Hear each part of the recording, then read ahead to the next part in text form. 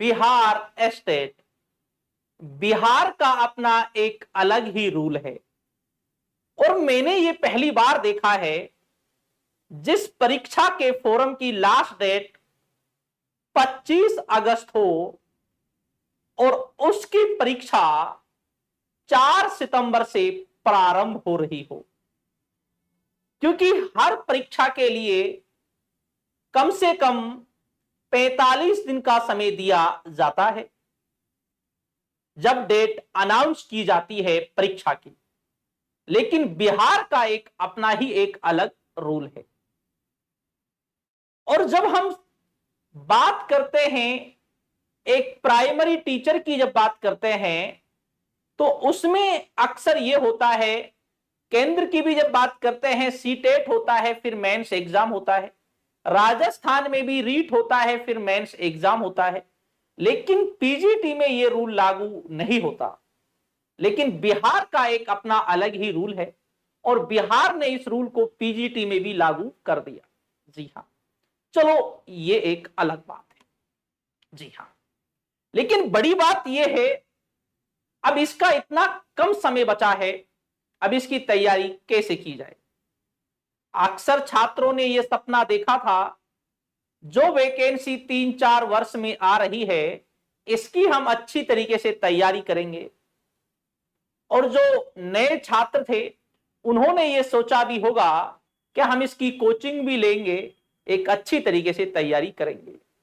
लेकिन बड़े अफसोस की बात यह है, बिहार सरकार ने इसके लिए समय ही नहीं दिया।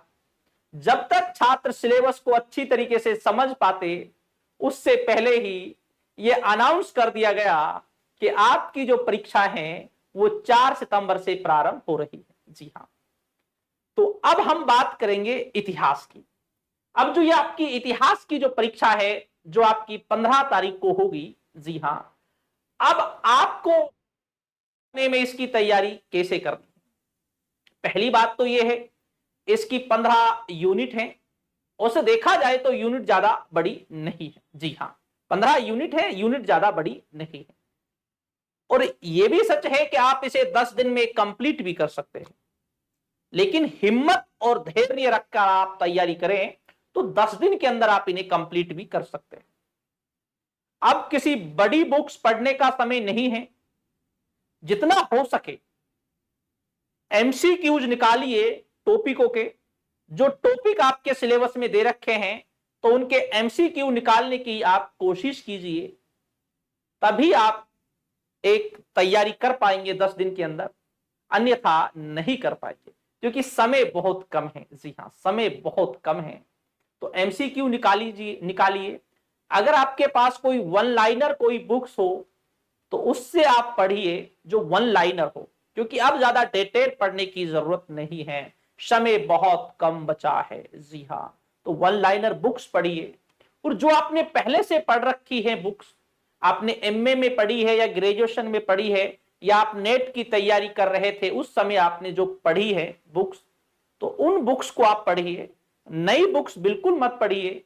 हो सके अगर टाइम बिल्कुल ही कम है, आप ज्यादा समय नहीं दे पा रहे परीक्षा के लिए, तो आप एमसीक्यू निकाल लीजिए। जो जो आपके टॉपिक दे रखे हैं, जैसे हड़प्पा सभ्यता दे रखी है, मौर्य काल दे रखा है, वर्धन काल दे रखा है, चोल काल दे रखा है, और सल्तनत काल में मुख्यतः गुलाम वंश दे रखा है, बलबन दे रखा है, इल्तुतमिश दे रखा है, और हम मुगल की बात करते हैं तो अकबर दे रखा है, फिर आधुनिक वाला है।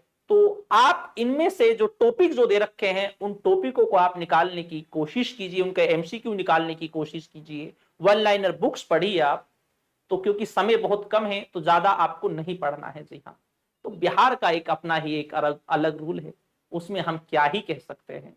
तो आप इस तरीके से आप तैयारी कीजिए। तो ठीक दोस्तों, शुक्रिया, धन्यवाद और जय हिंद।